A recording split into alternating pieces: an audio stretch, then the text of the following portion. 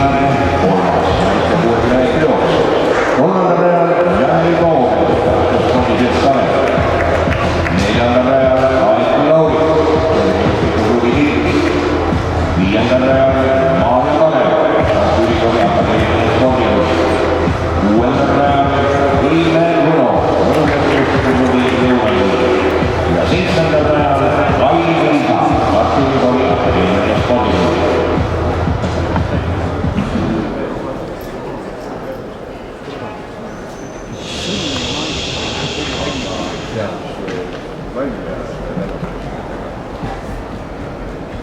mul oli kõht lahti, aga ma laulda ja tema oli magama pandi niimoodi, et tema saab kahe kanatsi vahe, loomulikult töös, ta täielikult